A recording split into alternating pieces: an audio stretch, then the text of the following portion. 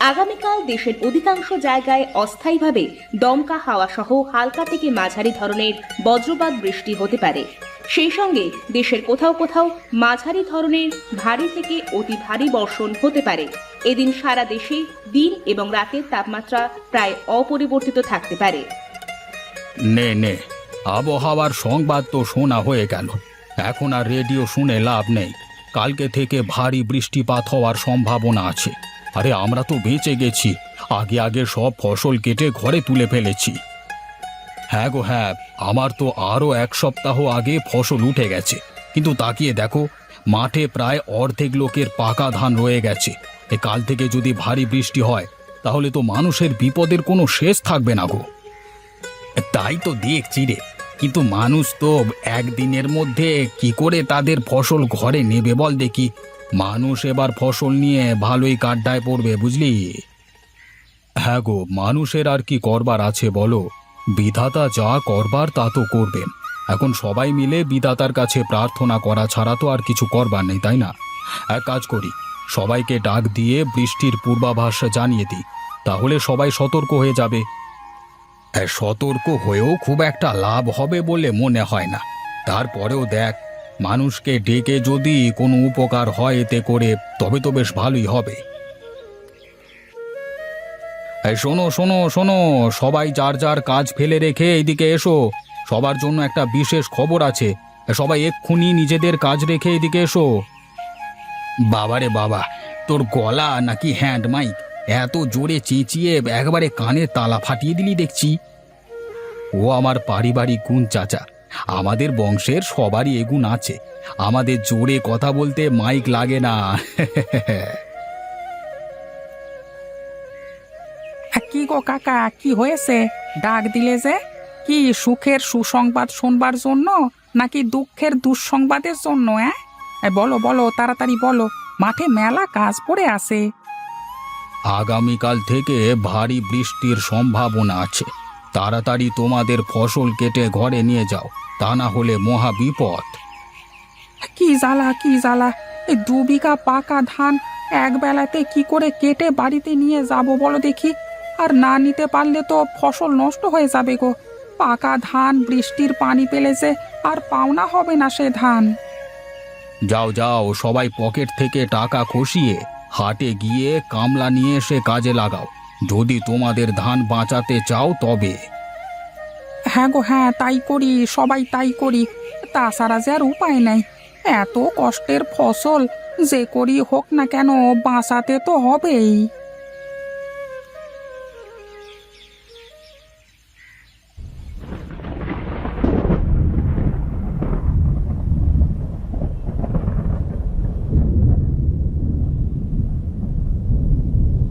দে দে, তাড়াতাড়ি আমার হাতে একটা একটা করে দে ধানের আঁটি, আমিও ভালো করে গাড়িতে সাজিয়ে দিই।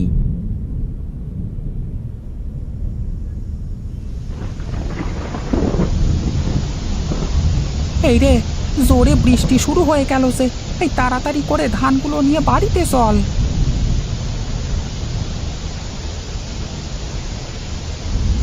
কি কথা, চিন্তিত দেখাচ্ছে কেন তোমাকে? কি হয়েছে? সেই মাঠ থেকে এসে এখানে যে বসেছো, তারপর তো আর কোনো কথাবার্তা কিছুই বলছো না আমার সাথে।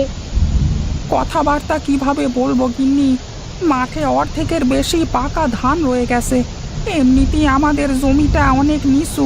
শুধু আমাদের জমিটা না, মাঠটাই তো অনেক নিচু জায়গায়। হালকা বৃষ্টি হলেও ওখানে অনেক পানি বেঁধে থাকে। পাকা ধানের মধ্যে যদি পানি বেঁধে থাকে তাহলে তো ধানগুলো সব নষ্ট হয়ে যাবে। চিন্তা করে আর কি করবে বলো? যা হবার তা তো হবেই। এত চিন্তা করে শরীর খারাপ করে কোনো লাভ আছে বলো? বিধাতা বিপদ দিয়েছেন, বিধাতাই উদ্ধার করবেন। তুমি এত চিন্তা করো না তো, দেখবে সব ঠিক হয়ে যাবে। ঘরে গিয়ে খাবে নাকি এখানে খাবার আনবো বলো? সেই সকালবেলা থেকে তো তোমার নাওয়া খাওয়া সব বন্ধ হয়ে গেছে। না গিন্নি না, এখন খাবো না।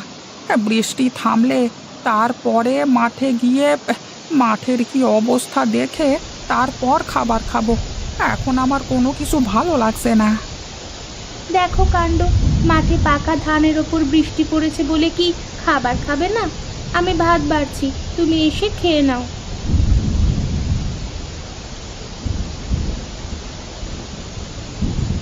কোথায় গো, তাড়াতাড়ি এসো, খেয়ে নাও। তুমি খেলে আমি একটু স্নান করতে যাব।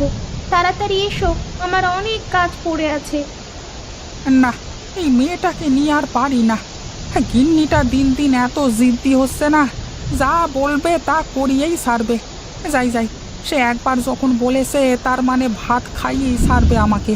এখানে বসে থেকে লাভ নেই, তাড়াতাড়ি গিয়ে ভাত খেয়ে আসি।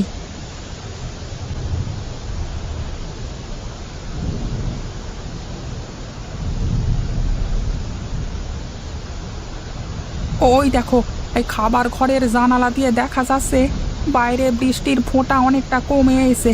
আমি ছাতাটা নিয়ে গিয়ে দেখে আসি মাঠে পানি জমে গেছে কিনা।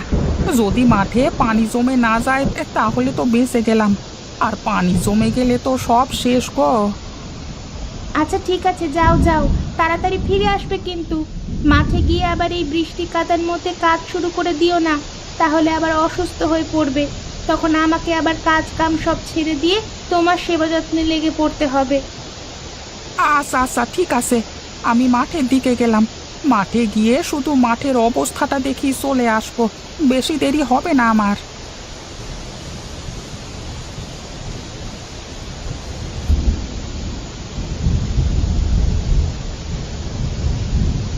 যাক বাবা, বাঁচা গেল। মাঠে তো তেমন পানি জমেনি। যদি আর বৃষ্টি না হয় তাহলে কালকে সকাল থেকে আবার ধান কাটতে পারবো। যাই যাই, এখন এখানে থেকে আর কোনো কাজ নেই, বাড়িতে ফিরে যাই।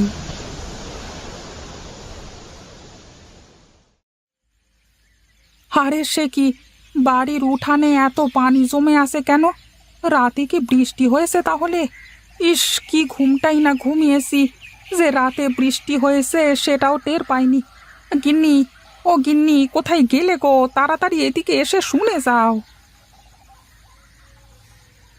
হ্যাঁ বলো, কি হয়েছে? সকাল সকাল উঠে চেঁচামেচি করছো কেন? খাবার খাবে? খাবার দেবো তোমাকে। আরে না গিন্নি, বাড়ির উঠানে পানি জমে আসে দেখছি। রাতে খুব বৃষ্টি হয়েছে নাকি? হ্যাঁ হ্যাঁ, রাতে তো প্রচন্ড বৃষ্টি হয়েছে। শুনলাম মাঠ ঘাট সব নাকি তলিয়ে গেছে। ফসলের মাথা পর্যন্ত দেখা যাচ্ছে না, এত পানি হয়েছে নাকি। হায় হায় হায় হায়, আমার কি সর্বনাশ হয়ে গেল! এখন আমি কি করব? এতদিন ধরে পরিশ্রম করা, শেষ পর্যন্ত ফসল কিনা ঘরে ওঠাতে পারলাম না গো। চিন্তা করো না, বিধাতা একটা না একটা উপায় ঠিক বের করে দেবে। কথায় আছে না, দুঃখের পরেই সুখ আসে। এসো, তুমি কটা খেয়ে নাও, আমি খেতে দিই তোমায়। না গো গিন্নি, আমি মাঠে যাব আগে, গিয়ে দেখে আসি মাঠের কি অবস্থা, তারপরে না হয় খাওয়া যাবে।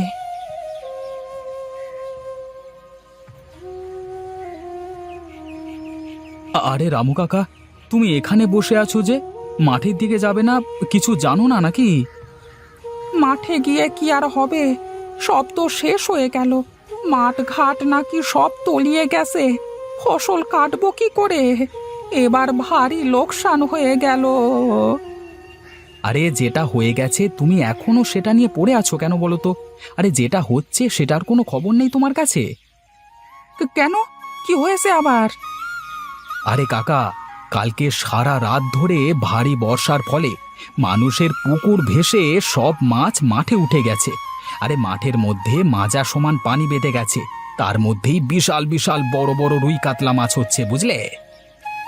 বলো কি গো, সত্যি নাকি মাছ হচ্ছে? তাহলে তো যেতেই হচ্ছে দেখছি। গিন্নি, ঘর থেকে থুরকুসটা দাও তো দেখি।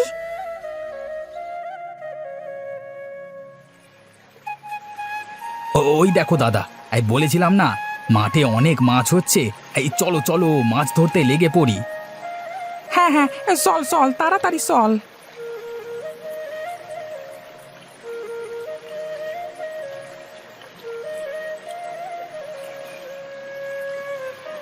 আরে কানাই, তা থাক রে, আমি গেলাম। ওরে বাবা, মাছে আমার হাঁড়ি ভর্তি হয়ে গেছে। আচ্ছা আচ্ছা ঠিক আছে, যাও যাও, আমি আর কটা মাছ মেরে তারপর আসবো।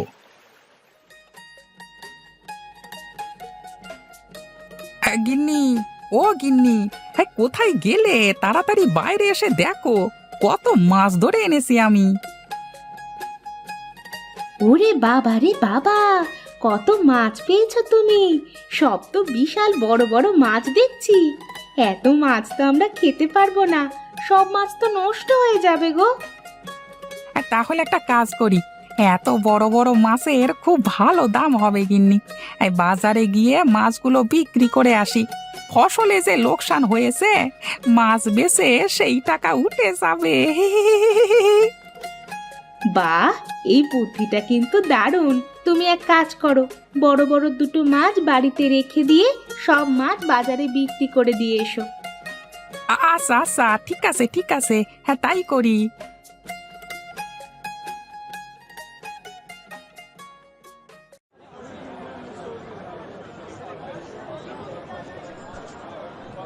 হ্যাঁ, আসলেই এই জন্যই লোকে বলে বিধাতা যা করে মঙ্গলের জন্যই করে।